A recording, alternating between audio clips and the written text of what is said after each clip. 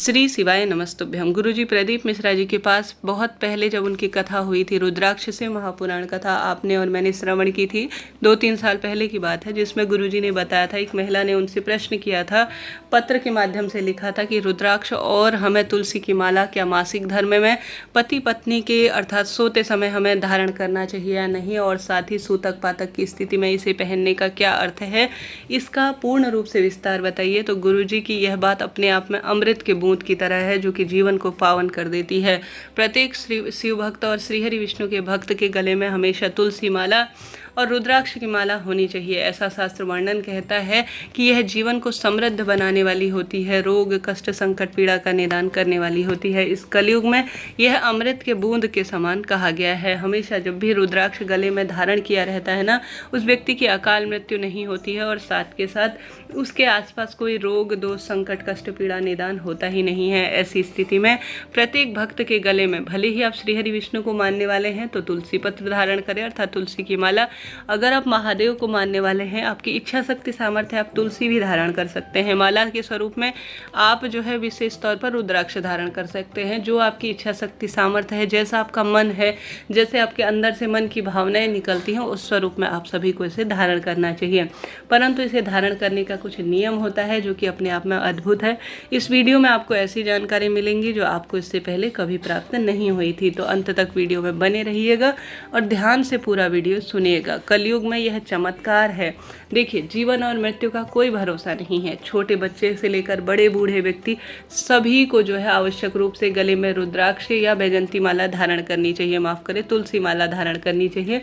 कि देखिए, कोई भी उम्र हो, गुरुजी ने इन दिनों की ही कथा में हम सभी को बतलाया कि कोई भी ऐसी अवस्था नहीं जिसमें आप यह सोचें कि मैं अभी तो बच्चा हूँ, थोड़ा सा उम्र बड़ी हो जाएगी तो मैं फिर भगवान की भक्ति करूँगा, अब मैं थोड़ा जवान हो गया हूँ, वृद्ध हो जाऊँ, अभी समय नहीं है, तब मैं अपनी शिव भक्ति करूँगा। ऐसा कभी नहीं करना चाहिए। हमेशा जब भी समय मिले, जिस भी अवस्था में आप विराजमान हो, उसी अवस्था में आपको भले ही कम कीजिए, परंतु धीरे धीरे इन चीज़ों की आदत हो जाती है। भगवान हमें अपनी तरफ आकर्षित करते हैं।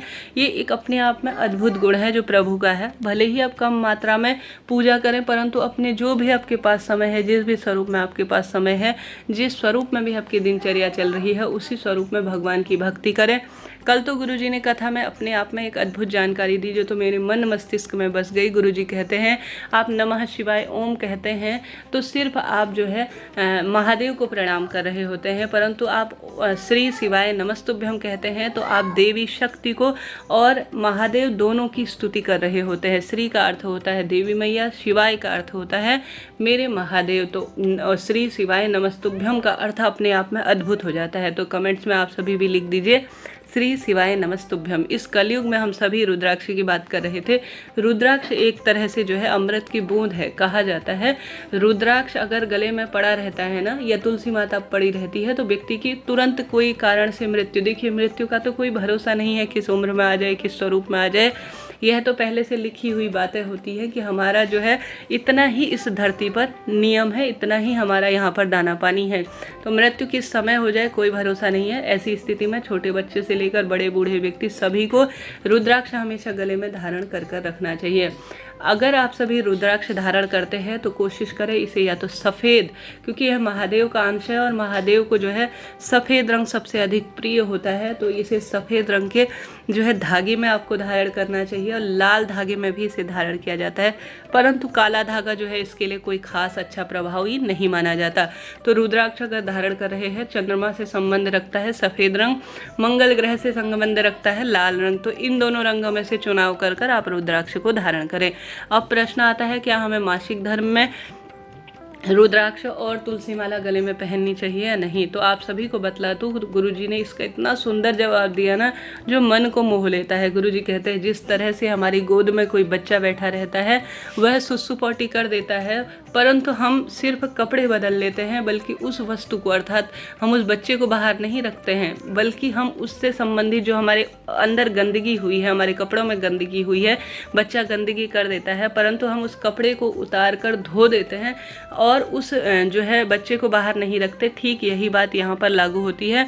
मासिक धर्म, सूतक पातक, स्त्री पुरुष का जो है मिलन, आप समझ रहे होंगे, संभोग इत्यादि की क्रिया होती है, तब भी आपको किसी भी अवस्था में रुद्राक्ष को नहीं छोड़ना है। रुद्राक्ष को हमेशा आपको गले में धारण कर कर रखना है।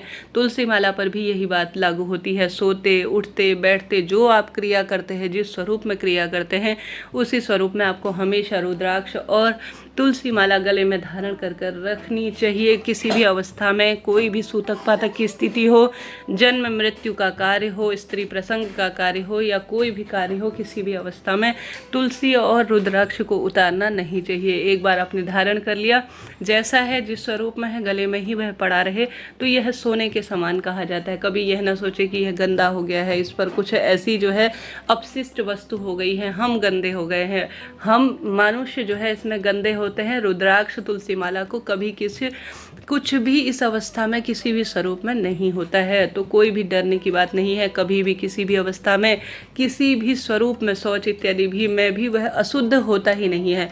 वह तो भगवान का एक स्वरूप है, एक अंश है, कलयुग में प्रसाद है। तो आप सभी को डरने चिंता करने की बात नहीं है। किसी भी स्वरूप में आप रुद्राक्ष धारण करें, कोई भी धारण करें, कोई दिक्कत की बात नहीं है। इसे अभिमंत्रित करने का एक तरीका होता है। जैसे गुरुजी के जो रुद्राक्ष वितरण इन दिनों भी चल रहा है, तो आप सभी जो है रुद्राक्ष को वहाँ से जो गुरुजी का प्राप्त होता है उसे तो आप सभी को विशेष तौर पर कोई अभिमंत्रित करने की विशेष आवश्यकता नहीं है। उसे साधारण सरल तरीके से आप महादेव को प्रणाम कर कर श्री शिवाय नमस्तुभ्यम कहकर धारण कर लीजिए। परंतु जब आप किसी विशेष स्थान से इसे लेकर आते हैं, वह अभिमंत्रित नहीं हो और आप उसे पहनना चाहते हैं, तो इसकी एक विशेष प्रक्रिया होती है। आप सभी को ऐसी मान्यता है, अपने घर के मंदिर में एक दीपक लगाकर महादेव और माता रानी को प्रणाम कर कर विशेष तौर पर इसे जो है कच्चे दूध में, गौ माता के दूध में जो है गला कर रखना चाहिए और सब छोड़ देना चाहिए। और साथ ही इसमें जो है आपको तेल सबसे पहले लगाना चाहिए, सरसों का जैसा भी हो, उसे जो है कच्चे दूध में आपको डालकर रखना चाहिए। और एक माला नमः शिवाय ओम या श्री शिवाय नमस्तुभ्यम महामंत्र की आप सभी अपने हाथ में इसे जाप करते हुए अपने हाथ में भी ले सकते हैं, या अपने जो है भगवान जी के सामने एक माला महामंत्र की नमः शिवाय ओम या श्री शिवाय नमस्तुभ्यम या ओम नमः शिवाय, जिस स्वरूप में भी आप माला जाप करते हैं, एक माला का आपको जाप करना चाहिए। उसके पश्चात जो है आप सभी को इसे साफ सुथरा कर कर गले में धारण करना चाहिए। कौन से उसमें धारण करना चाहिए ये मैंने पहले ही आप सभी को बता दिया। धागे में आप इसे इस तरह से धारण करें। शास्त्र प्रमाण कहता है रुद्राक्ष को जो है जो जल होता है उसमें भिगाकर अगर शिवलिंग पर जल समर्पित किया जाता है रुद्राक्ष का, और उस जल को प्राप्त किया जाता है जलाधारी से बहता हुआ, तो उसे जो है ग्रहण करने से ऐसी मान्यता है रोग कट जाते हैं, शारीरिक पीड़ा का निदान होता है।